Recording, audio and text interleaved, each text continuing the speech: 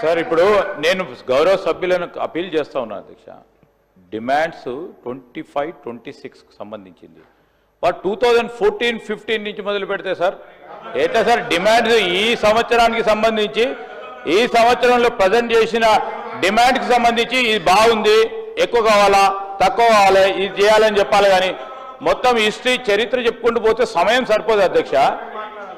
అప్పుడు ఆనాడు ఆ రోజు పెట్టిన డిమాండ్ సందర్భంలో గౌరవ సభ్యులందరూ కూడా మాట్లాడినరు. దయచేసి అందరూ సహకరించమని కోరుతా ఉన్నా.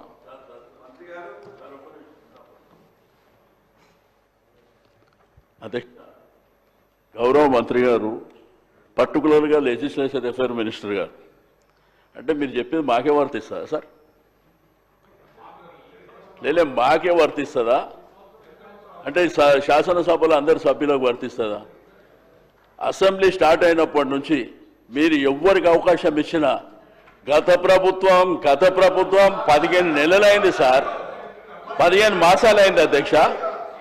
ఇప్పుడే పెద్దలు సంజయ్ రెడ్డి గారు మాట్లాడారు. సంజయ్ రెడ్డి గారు ఇప్పుడే మాట్లాడారు సార్. మాట్లాడినప్పుడు భూభారతి గతంలో ధరని తెచ్చిందని మళ్ళా ఆయన అదే మాట్లాడాడు, మీరు అదే మాట్లాడారు.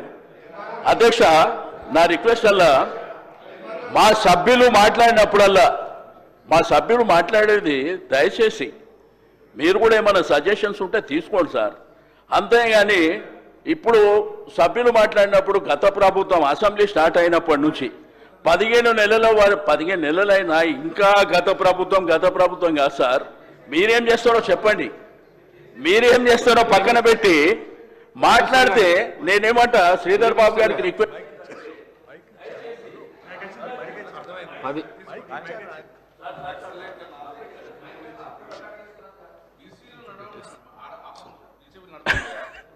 దయచేసి శ్రీధర్ బాబు గారు రిక్వెస్ట్ చేసేది ఏంటంటే మాకు చెప్పే ముందు సభకు చెప్పండి సార్, అందరు సభ్యులకు కూడా చెప్పండి.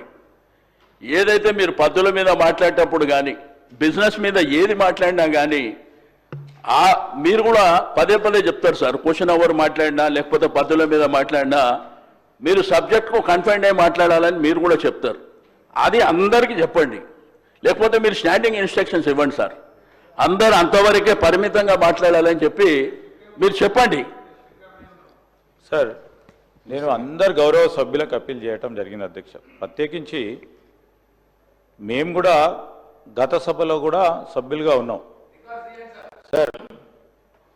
ఆనాడు తెలంగాణ రాష్ట్రం రాకముందు ఉమ్మడి ఆంధ్రప్రదేశ్ రాష్ట్రానికి సంబంధించిన అనేక అంశాలు 10 సంవత్సరాల కాలం పాటు మాట్లాడారు మా ప్రభుత్వంపై.